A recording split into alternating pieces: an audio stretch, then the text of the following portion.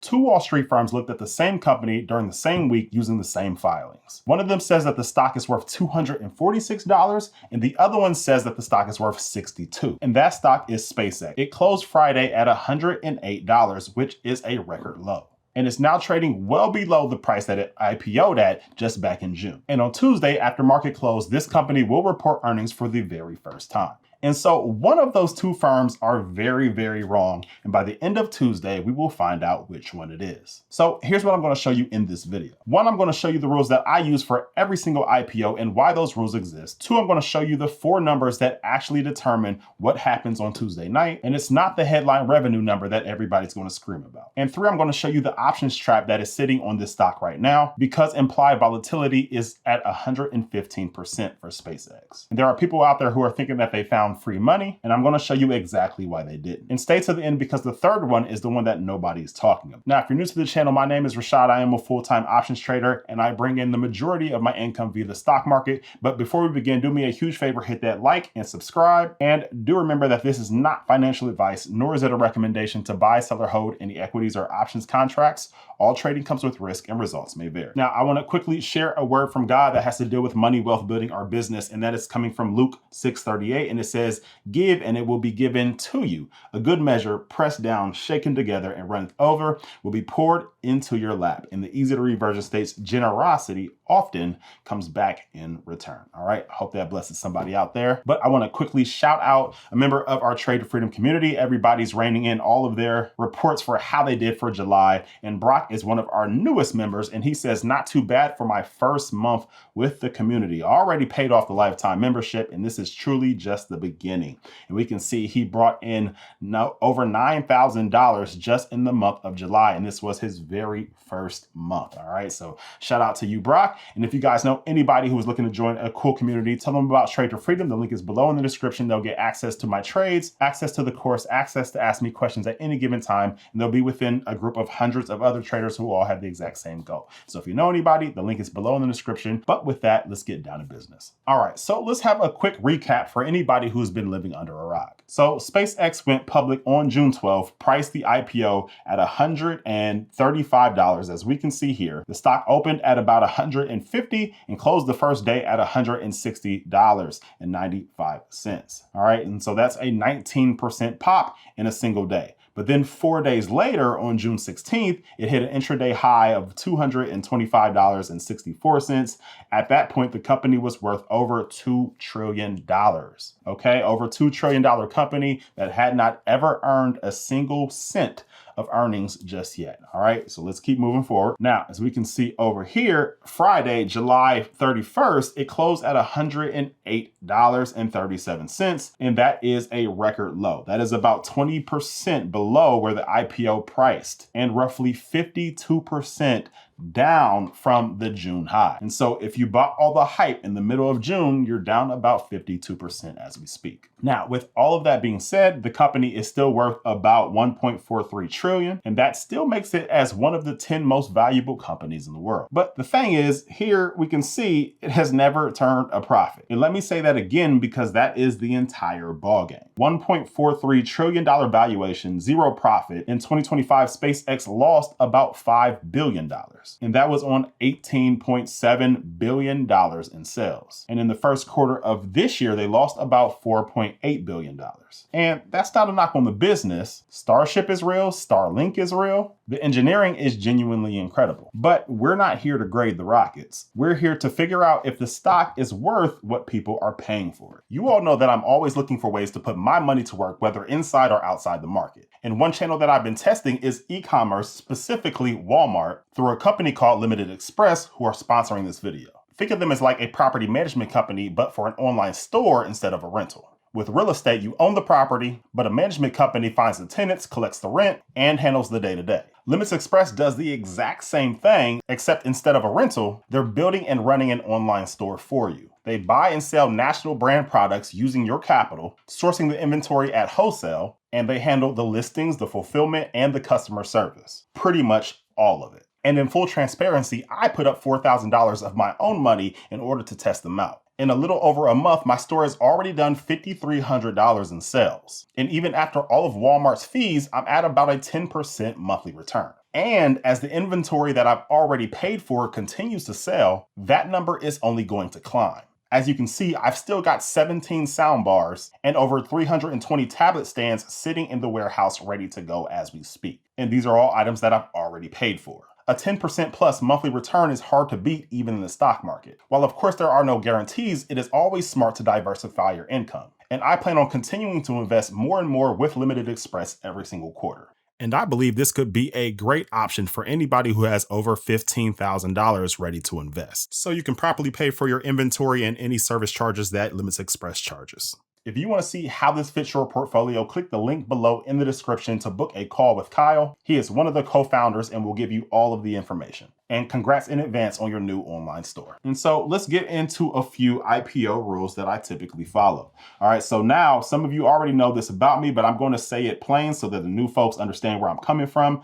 I do not trade IPOs within the first year. And that's not to say that I think that IPOs are bad. Every great company was once an IPO, but there are 3 specific things that are true for every single IPO, and that includes SpaceX. And the first one is no history means no comparison. When Apple reports, I can pull up like 80 different quarters of data about their fundamentals. I know what a good quarter looks like for them. I know what a bad one looks like. I know what management says when they're confident and what they say when they're stalling. SpaceX has absolutely none of it. Tuesday is their first earnings report in the history of the company. And here's the part that most people are going to miss. The year ago quarter numbers aren't even out yet. They get released alongside the report, so Wall Street gets the comparison and the results at the exact same time with no time to digest either one. So you want to know why one analyst has it at $246 and the other one has it at $62? Well, that is the exact reason. Nobody has enough history to even be confident on where they think the stock should be priced at. Okay, they're all guessing. They're just guessing with much nicer suits. All right, now this is one that I really need you to go ahead and write down. When a company goes public, the insiders, the early investors, the employees who took stock instead of salary, their shares all get locked up. And they're usually locked up for any given period of time. They can't sell their shares, and that's by design. Because if they could dump on day one, then no IPO would ever work.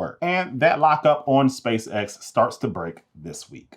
Up to 911.5 million shares become eligible for sale on the second full trading day after the earnings release. And earnings are Tuesday the 4th, which means that Thursday the 6th. They would open up. Now, here's what I want you to understand about this. This isn't a rumor. This isn't a prediction. This is a scheduled event that will happen. And it lands 48 hours after the single most uncertain event for the company. And there's a second piece to this too. Another 10% could unlock if the stock closes at least 30% above the IPO price for 5 of the 10 trading days going into the report. And so the stock is at around 108 and the IPO was 135. So that one is off the table. And the fact that it's off the table tells you everything about where the stock has been. Now, I want to show you how strange the math is here. Now, normally I would pull up a PE ratio, price dividend, price divided by earnings, but I can't do that here. There are no earnings to see. And when a company loses money, the PE doesn't exist. So it's not a big number. It's not a small number. It just isn't there at all. And so the next thing you typically look at is the price to sales. So on last year's revenue, SpaceX is trading at roughly 141 times sales, even if you use the full year 2026 revenue estimate, which is a big jump from where they are. You'd still be somewhere around 78 times sales. All right, now let's say you're going to watch this thing on Tuesday anyway, and you want to know exactly what numbers to look for. Well, let's talk about it. So Starlink is the engine. In the first quarter, Starlink did $3.3 billion in sales. That's roughly about 70% of the entire company's revenue, and subscribers came in above 10.3 million. And Starlink is also the only part of this company that's actually making money. And so when this report drops, don't just look at total subscribers, look at the net adds, look at revenue per user, and look at churn. All right, we want to know if subscriber growth is slowing down or they're adding to cut price to keep adding people. That would mean that the whole thesis is cracking because everything else about this this company is funded by Starlink. All right, number 2, consensus has the company doing about $2.18 billion in revenue for the quarter. And there are estimates that AI revenue jumps from around 880 million to 2.18 billion. And that sounds fantastic, but here's the problem. AI related capital spending for the quarter is projected around $7 billion. So although they're estimated to bring in this amount for the quarter, they're clearly going to spend way more than what they are bringing in. But you still need to see the margin. What does it cost them to sell that compute? Is the segment losing money at the operating line? And if so, by how much? Who are the customers and what do these contracts actually look like? If they show you revenue growth but will not show you segment margin, well, then that's your answer. Third thing to watch digs deeper into the capital spending. And so the total CapEx for the entire company is expected to be around $12.94 billion. And this isn't actually something that's new for them. In 2025, they spent about $21 billion on CapEx against $18 billion in revenue. They spent more than they made, and AI was 61% of their CapEx in 2025 and roughly 76% in early 2026. And they already did a $25 billion bond sale, so they have the liquidity there, but debt isn't free. So the question you want answered on Tuesday is simple. How are you funding the next phase? Is it cash on hand? Is it more debt? Are you selling shares? Because if they are offering new shares, that means even more dilution on top of the lockup period ending, which could be a really, really bad combination. Now, here's the part that I really want to get into, and here's where I need you locked in. For anybody newer, implied volatility is the market's guess at how much a stock is going to move. When IV is high, options premiums are expensive. When IV is low, they are very cheap. And 115% is enormous. And so if you put this into context, the 14 days average true range on this stock is $10.31, which means on a normal day, SpaceX is swinging about 9.5%, and that's a normal day. And so here's the trap. There's a trader out there right now who is looking at the IV numbers and they're thinking this is free money. I'll go ahead and I'll sell an iron condor or sell a put or sell some type of credit spread. And they think they'll just go ahead and collect fat premium and go about their day. Because after earnings, the IV collapses and you can possibly keep everything. And normally,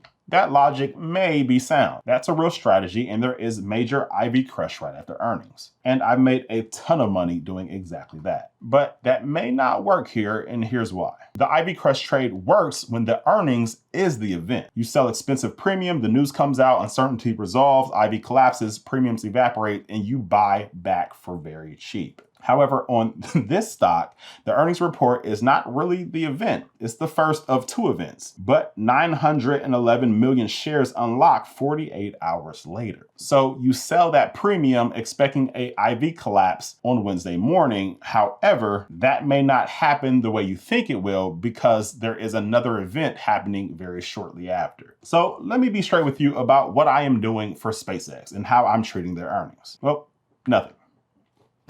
Nothing at all. No shares, no calls, no puts, no spreads, no premium selling into that IV. I am flat this name, and I'm going to stay flat. And you know why? It's because I do not have a fear of missing out. There are thousands upon thousands of different names in the stock market that you can invest, that you can trade. Why people feel the need and get so stuck on single names just constantly amazes me. Okay. Now the date that I actually care about is June 12th of 2027. At that time, SpaceX will have been on the market for over a year. It will at least have a lot more data to be able to judge how this company is doing fundamentally. And by that time, most lockup periods will be over, and we can at least see how the dust settled with all of that drama. But by then, I'll have 4 quarters of reporting. I'll have year-over-year comparisons that actually mean something. The lockup will be done, and we'll be able to see if the AI segment actually makes cash or just continues to burn. That's when it'll become a company that I can build a thesis around, and it will be much more worth it then. Now, what would make me break my rule of waiting a year?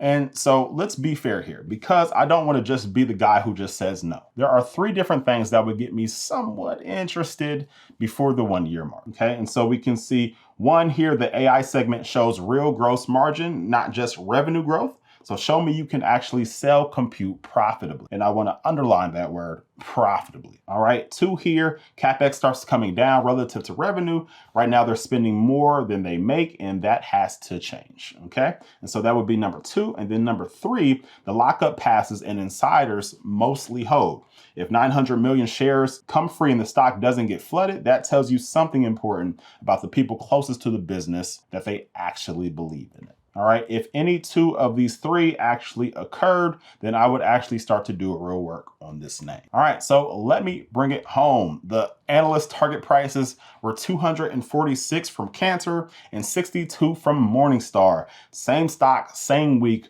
One of those folks will be dramatically incorrect. All right.